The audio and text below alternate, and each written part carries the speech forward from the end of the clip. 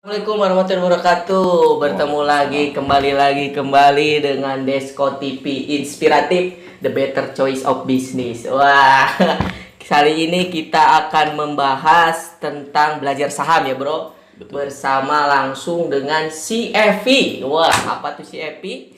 Apa tuh, Bro, CFP? CFP itu sebetulnya akronim ya dari Certified Financial Planner. Certified Financial Planner atau TM, trademark. Betul? Betul apa salah? Betul. Oh, betul.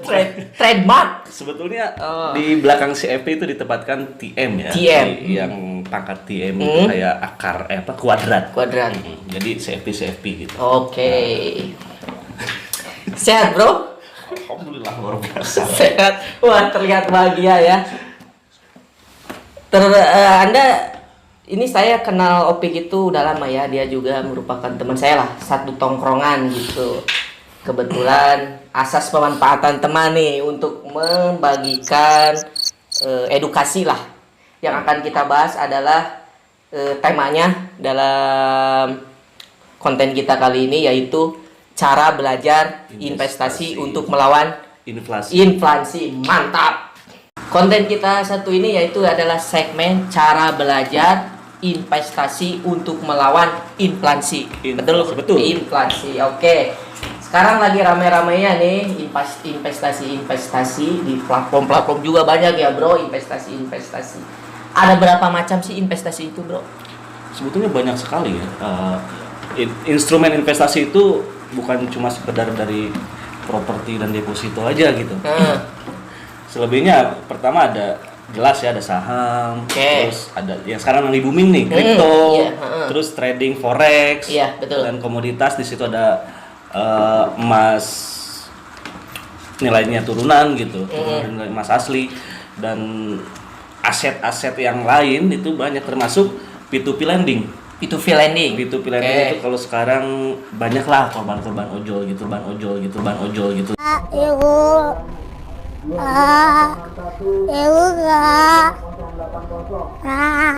Nah itu sebenarnya uangnya bukan ojol, sorry. Ojol dia nyari uang, Pak. Yang P2P lending ini banyak sekali memakan korban, terutama pada segmen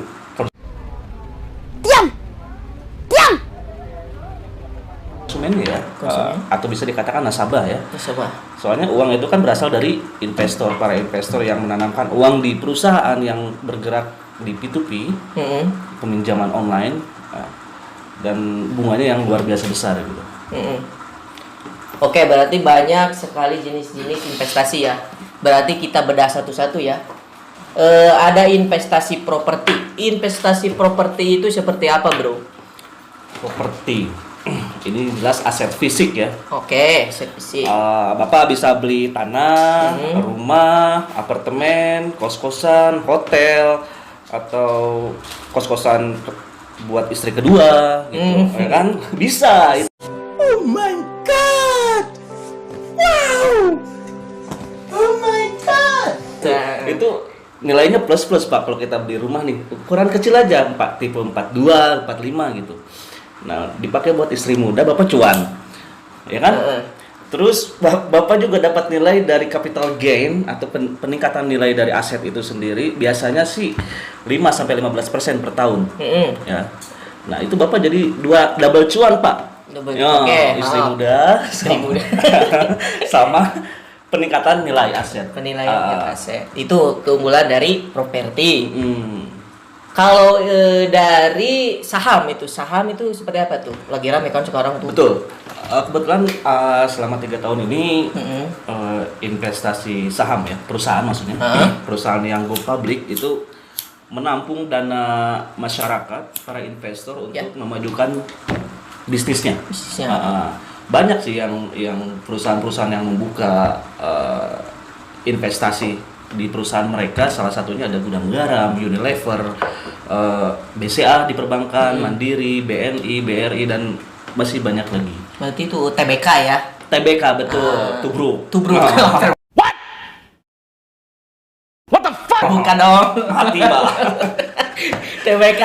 Menurut saham TBK itu minimal itu kita kalau mau investasi itu berapa sih minimal uang yang dikeluarkan Oke. untuk investasi di saham perusahaan itu? Nah kebetulan sekarang banyak perusahaan-perusahaan sekuritas yang menyasar kalangan muda ya Pak ya, mahasiswa dan di atas level mahasiswa lah, Ya. pra menikah. Nah, di sana banyak perusahaan sekuritas yang membuka minimum deposit itu bisa dari angka 10.000 Pak. Dan itu dengan virtual ya, online ya. Kita depositnya juga secara online. Dan untuk nilai saham sendiri sebenarnya variatif Pak, tergantung kinerja perusahaan. Sekarang Unilever yang terakhir saya lihat itu harganya 7.000-an per lembarnya. Berarti dalam satu kali beli minimum kan 100 lembar Pak. 100 lembar itu satu lot. Istilahnya itu satu lot ya. Berarti 7.000 kali 100. 700.000 dengan uang 700.000 kita sudah sebagai pemilik perusahaan Unilever. Mantep tuh. Mahal mie ayam ya daripada saham. Betul. Padahal mie ayam harganya 15.000, 10.000, saham cuma 7.000. Dan dimakan keluar lagi. Kalau saham kan bisa ada return yang lumayan gitu Pak. Selain dari capital gain, peningkatan nilai, kita juga ada beberapa perusahaan yang memang menyebar dividen atau bagi hasil kepada investor. Ada yang dimulai dari 1%, 2% dan seterusnya. Itu tergantung kinerja perusahaan di periode tertentu gitu Pak. Dan pembagian dividen ini macam-macam Pak. Ada yang 1 tahun 1 kali, ada yang 1 tahun 2 kali. Cuma sayangnya nggak ada yang 10 kali dalam 1 tahun Pak. Nggak ada bangkrut nanti Pak. Kalau itu keenakan kita ya. Iya Pak. Kita duduk doang dapat duit. Itu soal berarti perusahaan saham ya, saham perusahaan yang pasti yang TBK dong. Betul. Ya. Berarti dimulai dari minimal itu 7.000-an ya, 7.000-an tuh. Ada yang lebih murah lagi sebetulnya Pak di terutama saham-saham yang perusahaan-perusahaan yang baru IPO ya. IPO itu baru go public Pak. Di situ saham bisa di bawah 100 perak per lembar Pak. Nah itu masa sih kita nggak bisa investasi 100 perak per lembar gitu kan, dari uang jajan kita yang rata-rata 100.000 per hari ya kan, bensin, makan, ngublak, enggak Pak, sorry. Ini hujannya, lo terobos aja lah anjing ah, begini doang lo, kenapa? Lucu ya. Kebiasaan apa Pak? Mohon maaf, saya sekarang udah insaf Pak. Dan lain sebagainya itu bisa sebetulnya kalau kita mendisiplinkan dan kita punya money management system Pak. Money management system berarti pengelolaan keuangan. Betul. Jadi sebenarnya sekarang itu ya dimudahkan ya. Sekarang banyak tuh platform seperti Ajaib, Dinaran, Bibit dan lain sebagainya. Sekarang kan anak-anak sekolah tuh daripada beli mie ayam mahal-mahal, beli seblak nih si Hindah buat investasi kan lumayan tuh. Ya, terutama buat anak-anak cowok yang pacaran ya Pak ya. Yang pacaran kan ya, kalau pacaran kan minimum kan ngeluarin uang 150.000 Pak ya, buat jajan, buat segala macam. Mending pacarnya buat saya, masnya investasi. Iya ya pemberaninya si AA, aku suka primata pemberani. AA tunggu, Kesian dong. Oh iya, cuan itu Pak. Cuan. Oke, berarti selesai dari saham perusahaan. Kita ke ada reksadana tuh. How to reksadana, bro? Reksadana is our money. Oke. Dikelola oleh manajer investasi atau MI namanya. MI. MI ya, MI. Madrasah Ibtidaiyah. Oh, Banyak di Banjar ya, swasta ada, negeri ada Pak. Nah, di reksadana ini sendiri kita sebetulnya lebih low risk ya, kalau istilahnya. Apa? Low risk. Jadi low risk. minim resiko. Oh, Pak. minim resiko. Oke. Tapi berbanding lurus dengan return ya Pak. Low risk, low return ya. Tapi better sih dibanding deposito. Oke. Ya bunganya itu lebih besar dibanding deposito. Ada yang mencapai 8%, bahkan ada yang belasan persen Pak. Reksadana iya terus tipe-tipe reksadana juga ada reksadana saham. Nah reksadana saham ini si manajer investasi mengelolakan uang kita ke saham-saham yang tubruk itu Pak. TBK. Jadi si manajer investasi itu menganalisa saham perusahaan-perusahaan yang kinerjanya baik Pak. Nah, kalau dirasa baik oleh si MI itu, nah uang kita diteruskan oleh dia ke perusahaan yang bersangkutan, itu seperti itu. Kaki saya nggak tahu benar Pak. Oke. Kameramen, tolong korek. Berarti itu reksadana ya, minimal reksadana itu biasanya kalau itu berapa asetnya untuk ditabungkan maninya itu, uangnya? Reksadana sebetulnya hampir mirip ya Pak dengan saham. Kita bisa analisa sendiri. Cuman yang membedakan dari reksadana dan saham itu kita lebih low risk saja ya, dan minimum depositnya itu sama seperti saham, bisa 100.000. Bisa. Tapi ya itu return yang didapat nggak sebesar di saham. Oke. Kalau reksadana ya cocoknya untuk pemula Pak. Untuk pemula. Misalkan anak-anak SMA yang udah punya KTP ya, dan punya rekening, terus mahasiswa, itu cocok banget buat pemula. Walaupun kita sekarang Pak Dea umur berapa tahun? 25. 25. Walaupun Pak Dea umur 25 dan mau memulai investasi, saya lebih prefer ke reksadana. Oke. Karena reksadana nggak bikin sport jantung, Sport jantung. Lebih aman ya, main aman ya. Betul. Oke, berarti reksadana juga tidak jauh berbeda.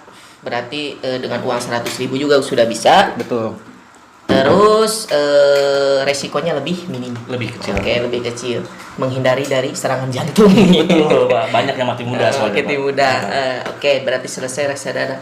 Ada lagi Mas nih, Mas juga lagi rame nih. Pegadaian juga kan ada tabungan Mas sekarang. Betul. Gimana itu Mas tuh sekarang? Mantap tuh. Mas, saya boleh nyalain rokok, Pak? Oh, boleh.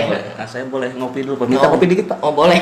Nah, saya CFP lagi keren nih, Pak. Join us. Kopi. Aman. Berani swab. Steril. Steril, swab dong. Oke. Ini kelas mil ya, Pak? Dia rokoknya ya?